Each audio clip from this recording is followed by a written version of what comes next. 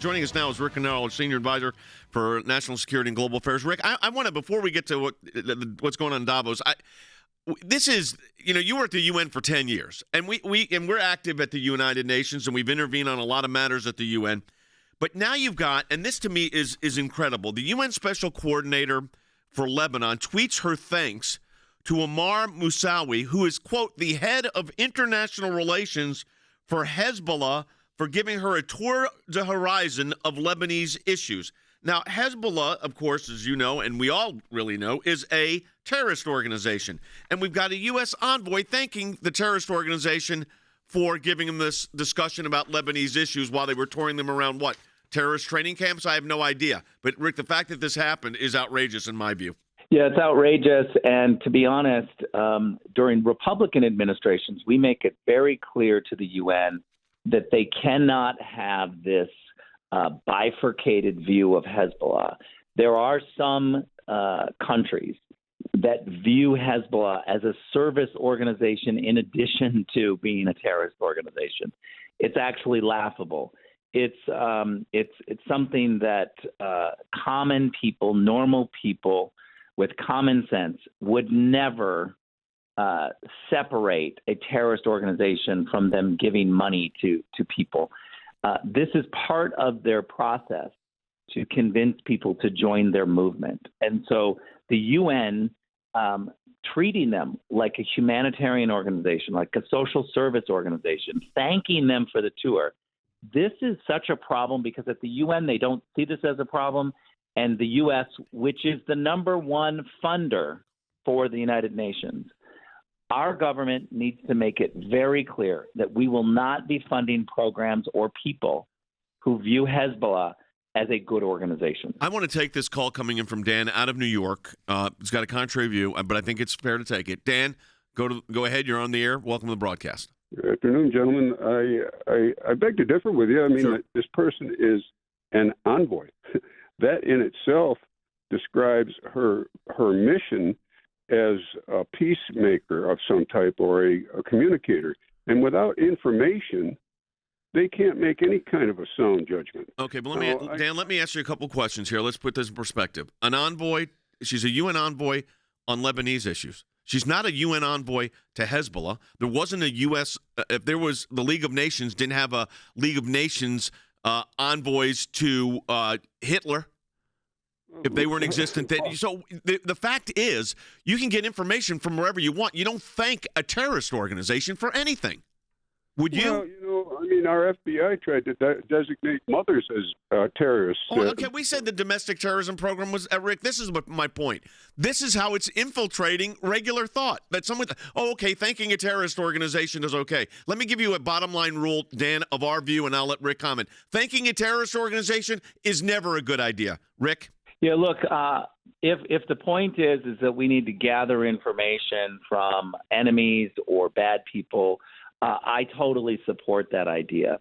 But Jay, you're exactly right that this is an envoy for Lebanon. You don't Lebanon thank them, has but you don't thank them publicly. Right.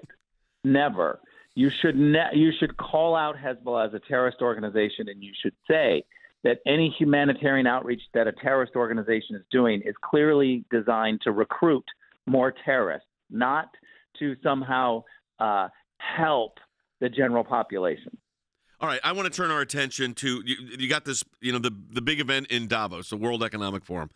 Rick, I've never been, but I've always questioned what it really is because I think it's a propaganda tool for the left, and they made a very good job of getting a lot of attention on it. What's your thoughts of what's happening out of there? I mean, mostly it's climate, and they're going hysterical on the climate change issue. But what's your thought? Look, it's I think the capital of woke.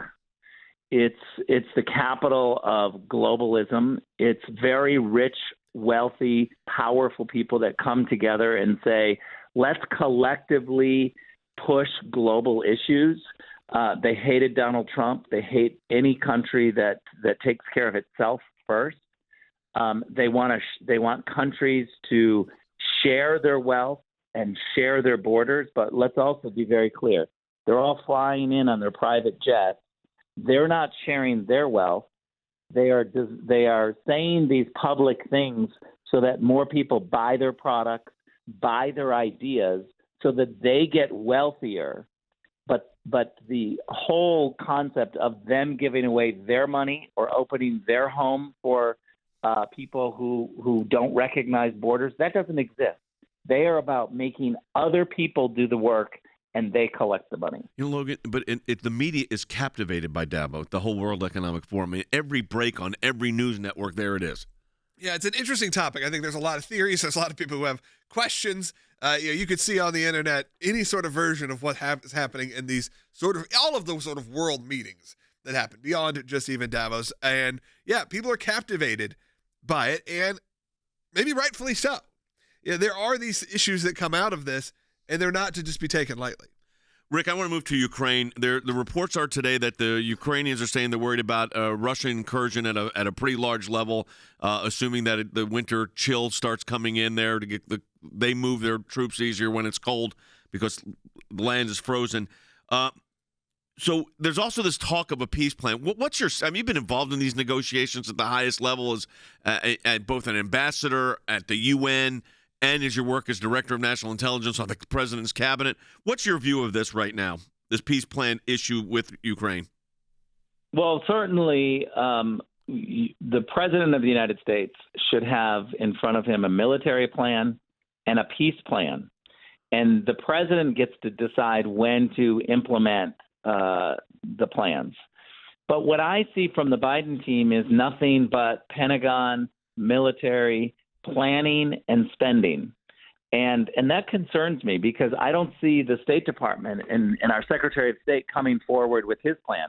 Matter of fact, I was pretty outraged, Jay, to see yesterday the State Department spokesman give a briefing, and his entire briefing on Ukraine was talking about armor, explosives, military equipment, bombs, missiles. This is coming from the man who is speaking for diplomacy in the Biden administration.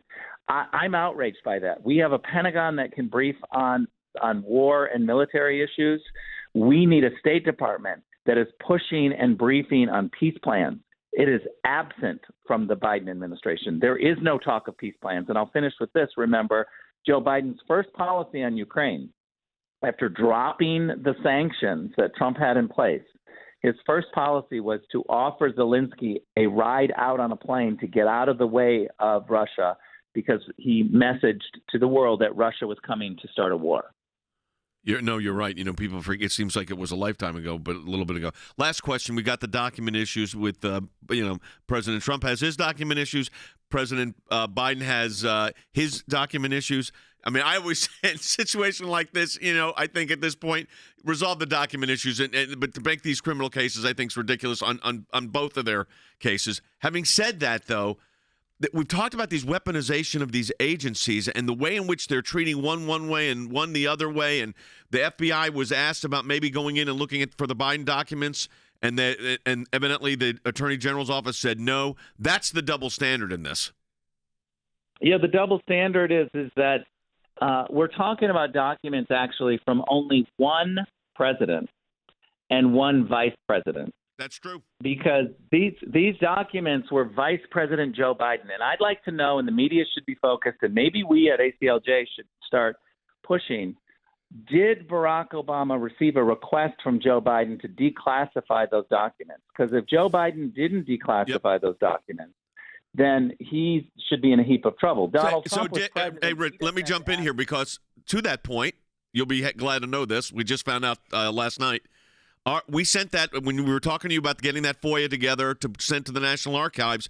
Shockingly, and I will say I am shocked. We're going to talk more about this next week on the broadcast. We got an agreement on expedited processing from the National Archives. I think the pressure was so high on them. It was one of you and I talked about doing this. It was the right idea, and Ben Sisney from our office came up with targeting the National Archives, but they've authorized expedited review. We got less than a minute. I thought that's a big development. Well, it's a big development. It's a big benefit of being a part of ACLJ. I'm extremely proud of this.